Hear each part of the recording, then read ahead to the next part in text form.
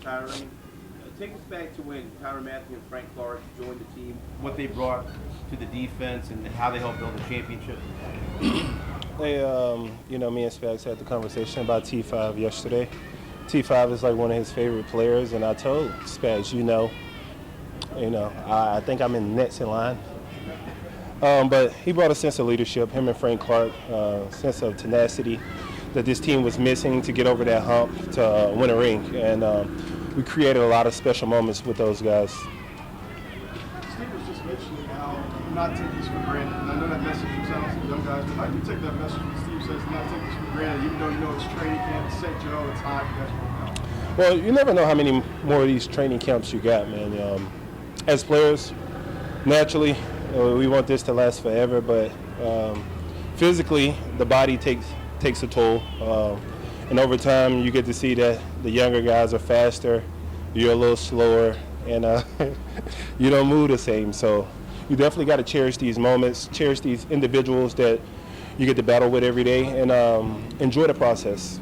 Chris, you were joking yesterday a little bit with George. What did it mean for you, the team, to take care of him and get him your long term? I mean, George, you watch over the years how he's progressed and how his game has grown, and I'm so proud to have my boy back for the next 5 to 6 years, man. And he worked his butt off for it. He didn't take any shortcuts, didn't cut any corners, and I'm super proud. He's been all in, and the Chiefs did right by him.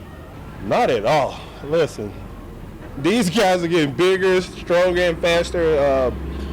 Physically wise, I stay in some really good shape throughout the offseason. These guys in college are built different now, man. And you got a guy like Omar, 315, who can run like a 4.7, 4.8, and that's just where the game is at right now. For me, I just focus on what I can control, stay in shape, and try to be the best me every day. What have you seen from Omar so far? He's young, but he has a lot of raw talent. He's going to be a great asset for the D-line. He can rush the passer, quick out of the stance, and got to work on his technique and fundamental, but I think he's going to be a great asset for us this upcoming season. Can you take us through the other end of the story that Spags just told about you chasing down Patrick, and maybe there's a new rule in place? I didn't know he was going to tell all my business. He's known for that. We have a rule in practice. Once I cross the line of scrimmage or beat a player, I can't chase Patrick because, Patrick does some crazy stuff behind the line of scrimmage at times, and it gets very competitive out there because, you can't touch the quarterback, so the quarterback can extend and hold the ball for like 5 or 6 seconds after the play. So we was in the battle, and I had to show Pat that I can really catch you. I just chilled after I beat the guy because we got to stay 5 to 10 yards away from the quarterback. And they got serious one day and ended up pulling the groin. I was like, you know what, Pat, you got it. Spags had a one-on-one with me, pulled me aside. I didn't know he was just going to come out here and tell all my business today. I wanted it to stay low-key, but it's out there. No. It was a couple years ago, like 4 or 5 years ago. It's Delulu. At training camp? Is this training camp or during the season? It was during the season, like right before a playoff game. Right before the Super Bowl in Miami.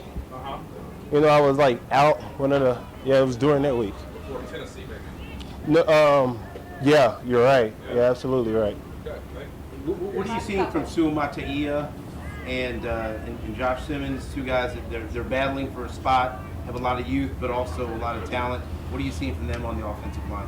Great competition. We got a lot of moving parts amongst the offensive line, a lot of new faces, and it's a good competitive battle. Good for us also as D-line that we can get after them.